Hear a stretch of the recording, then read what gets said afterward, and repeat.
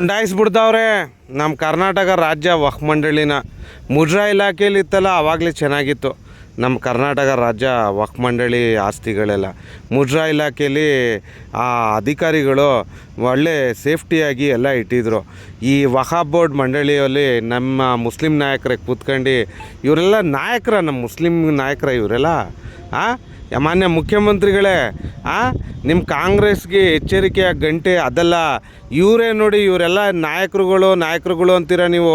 ನಮ್ಮ ಸಾಬ್ರುಗಳ ನಾಯಕರು ಇವ್ರು ಯಾರು ಕೊಂಡ್ಕೊಂಡಿಲ್ಲ. ಇವರು ನಮ್ಮ ಮುಸ್ಲಿಮ್ಸ್ಗೆ ಯಾರು ಕೊಂಡ್ಕೊಂಡಿಲ್ಲ ಸಾಹೇಬ್ರೆ. ಎಚ್ಚರಿಕೆ ಗಂಟೆ ಇರೋದು ನಿಮ್ಗೆ ಇವರಿಂದನೇ. ಯಾಕೆ ಹೇಳಿ, ನಮ್ಮ ಕರ್ನಾಟಕ ರಾಜ್ಯ ವಕ್ಫ್ ಮಂಡಳಿನ ಲೂಟಿ ಮಾಡಾಕ್ಬಿಡ್ತವ್ರೆ.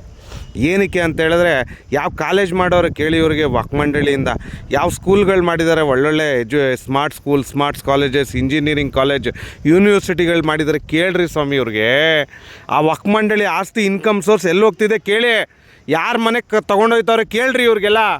ಇವರೆಲ್ಲ ನಮ್ಮ ವಕ್ಫ್ ಮಂಡಳಿಗೆ ಎಲ್ಲ ಇವ್ರನ್ನೆಲ್ಲ ಕೂರಿಸಿದ್ರಲ್ಲ, ಈ ಕನೀಸ್ ಫಾತಿಮಾ ಮೇಡಮು ಮತ್ತು ಈ ಡಾಕ್ಟರ್ ನಾಸಿರ್ ಹುಸೇನ್ ರಾಜ್ಯಸಭಾ ಸದಸ್ಯರು ಕೇಳ್ರಿ ಅವ್ರಿಗೆಲ್ಲ.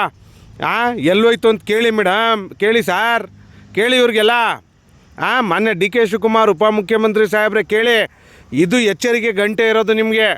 ಯಾಕೆ ಹೇಳಿ, 79 ವರ್ಷ ನಮ್ಮ ಸ್ವಾತಂತ್ರ್ಯ ಇಂಡಿಯಾ ಸಿಕ್ಕಿ ಅಲ್ಲಿಂದ ಇಲ್ಲಿವರೆಗೂ ಮುಂಡಾಯಿಸ್ತಾವ್ರೆ ಅಂದರೆ ಹೆಂಗೆ, ಹಂಗಿಂಗೆ ಅಂತ ಕೇಳ್ಬಿಡಿ.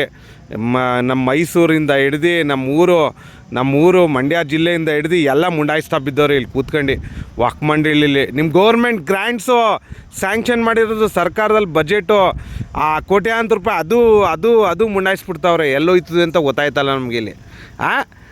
ಇದು ಎಚ್ಚರಿಕೆ ಗಂಟೆ ನಿಮ್ಗಿರೋದು ಕಾಂಗ್ರೆಸ್ಗೆ, ಸರಿನಾ? ಯಾಕೆ ಹೇಳಿ, ಇದೆಲ್ಲ ನೀವು ಯಾವುದು ನ್ಯಾಯ ಕೊಡಿಸಿಲ್ಲ.